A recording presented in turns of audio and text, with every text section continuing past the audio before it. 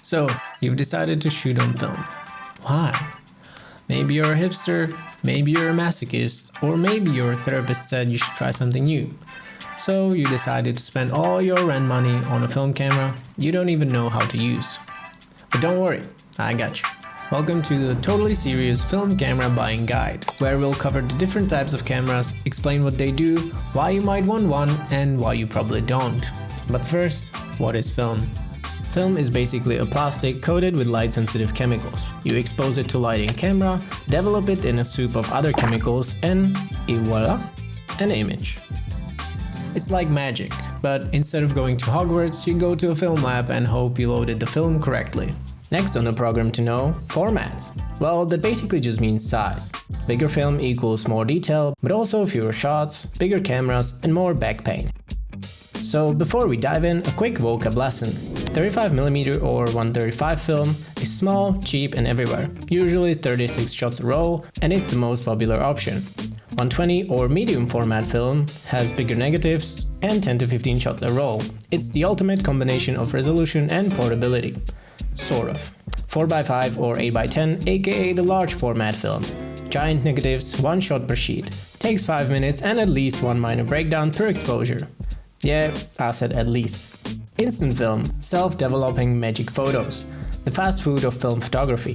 Sometimes great, mostly regret. Point and shoot, a small automatic camera that does all the thinking. Basically point, shoot, and pray, if you're into that. SLR, single lens reflex. The thing your parents used to take vacation photos with. Look through the lens, adjust, and then still somehow mess up. Rangefinder. Don't look through the lens. Look through a weird little window with glowing boxes called frame lines. Confusing but awesome. Also very artsy. TLR, or twin lens reflex, where you look through different lenses than the one taking the photo, adjust, and then still miss. Got it? Alright, cool. Let's begin. Let's start with point and shoots. Compact cameras that do all the thinking for you. Auto exposure, autofocus, auto ruining your film when the motor jams. Why get one? Well, they're small, fast, and great for casual shooting. No learning curve. Perfect for beginners, party people, or anyone trying to cope with late capitalism by pretending they're in a Sofia Coppola movie. The downsides? You give up control. You usually can't really set your aperture or shutter speed. Also, 99% of them are electronic, and those frail things could break any time, leaving you with a sort of pricey paperweight. You just gotta trust the camera and hope it doesn't break. For budget options, you've got Pentax SPO series, Canon SureShot/AF series, Nikon L35AF, Olympus Mu Zoom, not to be confused with Mu 1 or especially Mu 2, which is more premium option, or Yashica Zoom Tech. They are plastic, functional, and often underrated. The premium hype beast category features Yashica T4 or T5, Contax T2 or T3, Ricoh GR1V, or the aforementioned Olympus Mu 2. Incredible lenses, sleek bodies, and a bit more control. Like exposure compensation for those who think they know what they're doing or just heard it's better to overexpose Portra 400. And they also feature prices so high, you'll wonder if the camera comes with a free car. If you want more control on the budget, Pentax SPO 928 actually has exposure compensation. Next up, SLRs. You actually see in the viewfinder what the lens sees. And the mirror flips up when you take the shot. Pretty cool. Why SLRs? Full control. Usually you can set the aperture, shutter speed, and focus manually. It's like driving stick shift. Not for everyone, but satisfying when you nail it. A lot of older ones are fully mechanical, which makes them easy to repair and generally less prone to failure. They're durable, reliable, and incredible cheap options. Pretty great for learning. Although they tend to be heavier and bulkier than point and shoots and most rangefinders. They're noisier and have more knobs to confuse you. For budget options, I recommend the underrated Yashica FX3 Super 2000. Cheap body with light meter and pairs with Carl Zeiss glass, just chef's kiss. I even have two. Or Pentax K1000, Minolta X700 or Canon FTB. Fully manual, sturdy, great for beginners who like pain. Premium options could be the Nikon FE2 or F3, Canon AE1 Program, Olympus OM2N, Pentax MX or LX.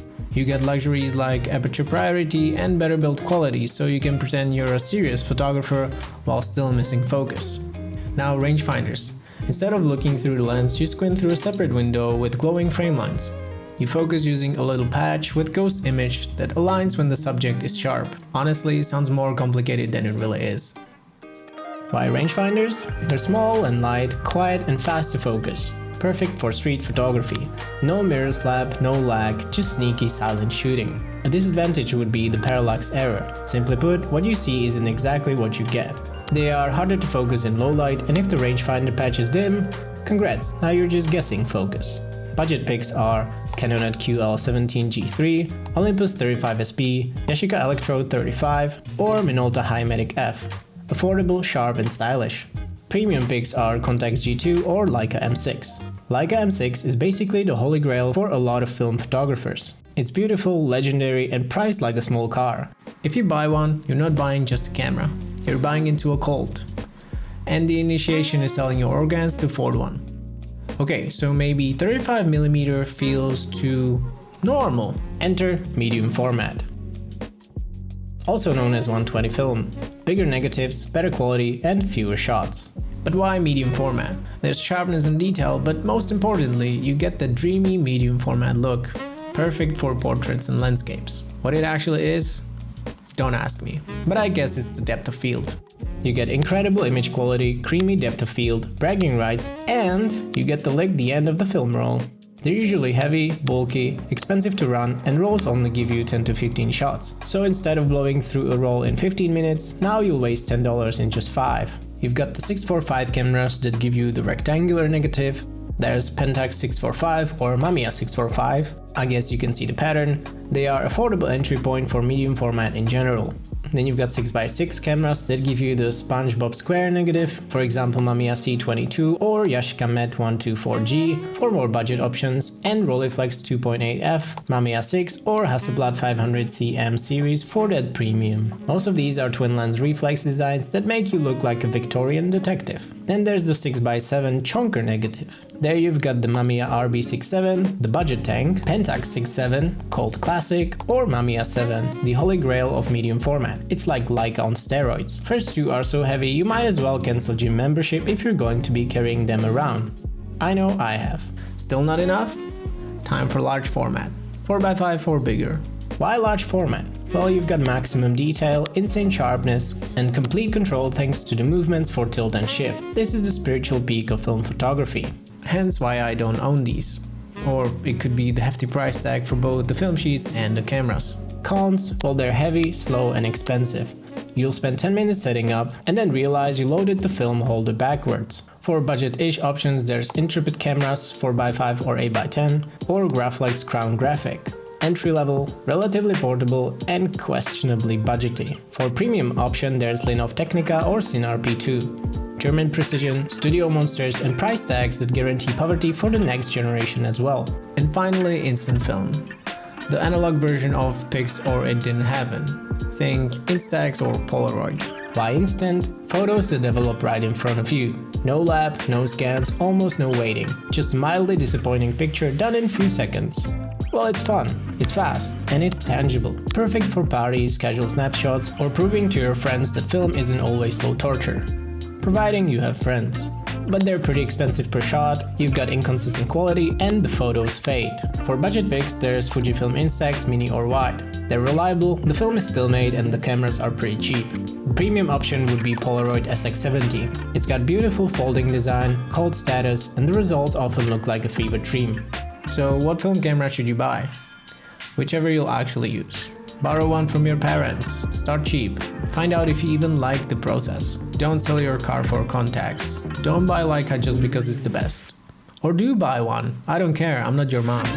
But remember, the perfect camera doesn't exist, which basically means you'll always be on the lookout for the next camera. Welcome to the collection addiction. Anyway, tell me in the comments your most regrettable camera purchase, or if you are indeed preparing to buy your first one. See you in the next one. Cheerio!